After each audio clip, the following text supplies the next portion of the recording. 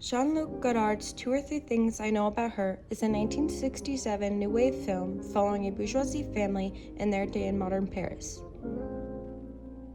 Godard made his disparity of classic Hollywood cinema known, opting to make films that reject this structure. Outlined in Making Waves Chapter 15, Godard turned his back on the bourgeoisie audience. That is, not just on the bourgeoisie people who frequent the first run cinemas in Paris and elsewhere, but on any audience that accepts the bourgeoisie principle of commodity exchange. In this film in particular, Godard's omniscient voiceover offers an analytical commentary on film as a mode of capitalism. J'en déduis que le pouvoir gaulliste prend le masque d'un réformateur et d'un modernisateur, alors qu'il ne veut qu'enregistrer et régulariser les tendances naturelles du grand capitalisme. J'en déduis aussi qu'en systématisant le dirigisme et la centralisation, ce même pouvoir accentue les distorsions de l'économie nationale, et plus encore celles de la morale quotidienne qui la fonde. Godard wanted to create cinema that did not promote escapism, but rather addressed his fear of the contemporary world. With his objective perspective, he attempted to create something greater than mere entertainment, instead choosing the importance of his political messaging over profit. Nous, on pense qu'il y a un problème et que ce problème, c'est le moyen même qu'on emploie, qui jusqu'à maintenant a été entre les mains des gens contre lesquels on lutte, et qui fait qu'on ne le, malgré notre meilleure volonté, on ne le domine pas bien, et que souvent on croit faire un film au service d'eux, et qu'on risque même de faire un film contre. These interview clips give us insight into Godard's frame of mind. This is important to consider because we must recognize who is giving the objective perspective and what does their filmmaking imply. Ce n'est pas au nom d'eux, mais c'est parler d'abord en son propre nom. This film diverts from the traditional Hollywood narrative in many ways. One scene that illustrates this was the initial introduction to Juliette/Mariana. Elle, c'est Marina Vladi. Elle est actrice. Elle porte un chandail bleu nuit, avec 2 raies jaunes.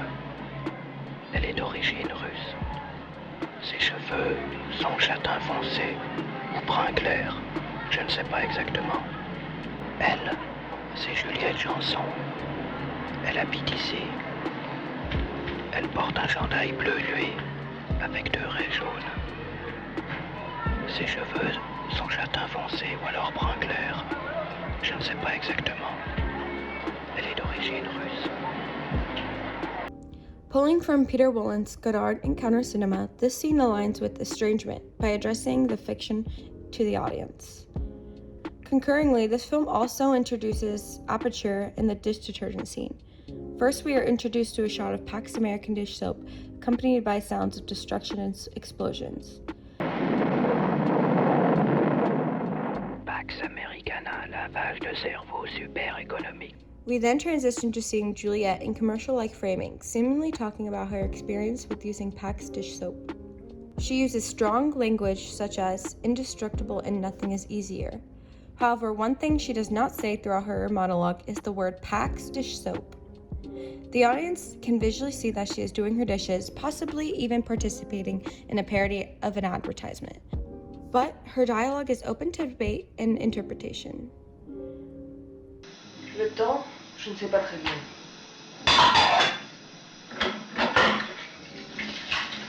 Non, une définition ne s'impose pas. Juliette, Roger s'en va. Oui, j'arrive.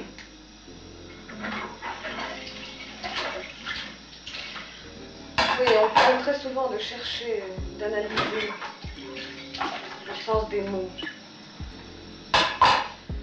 Mais on s'étonne trop. In addition to narrative and image, Godard supports his view of the new contemporary world through color.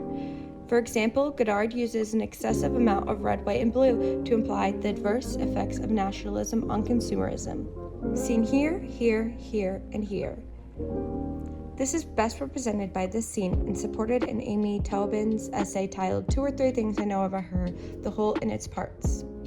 An American war correspondent fresh out of Vietnam likes to watch 2 beautiful women parade back and forth with flight bags covering their heads. One, a blue Pan Am, the other, a red TWA. 40 years later, the joke has shifted slightly to be at the expense of those who believe these corporations were invincible. This, of course, just skims the surface of Godard's work and the film's topics, discussions, and analysis. Jean-Luc Godard's filmmaking techniques such as objectivity, diversion from traditional Hollywood narrative, and the use of colorful imagery helps heighten his contempt of European modernity at large. Counter cinema invited the audience to be active, no longer bombarded by images, but invited to think and fill in the information. Puisque je ne peux pas m'arracher à l'objectivité qui m'écrase, ni à la subjectivité qui m'exile, puisqu'il ne m'est pas permis ni de m'élever jusqu'à l'être, ni de tomber dans le néant, il faut que j'écoute, il faut que je regarde autour de moi plus que jamais le monde, mon semblable, mon frère.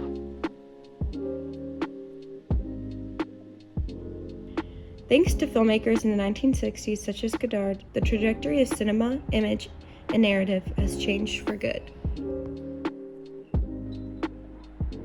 Le monde seul, aujourd'hui où les révolutions sont impossibles, où des guerres sanglantes me menacent, où le capitalisme n'est plus très sûr de ses droits et la classe ouvrière en recul, où les progrès foudroyants de la science donnent au siècle futur une présence obsédante, où l'avenir est plus présent que le présent, où les lointains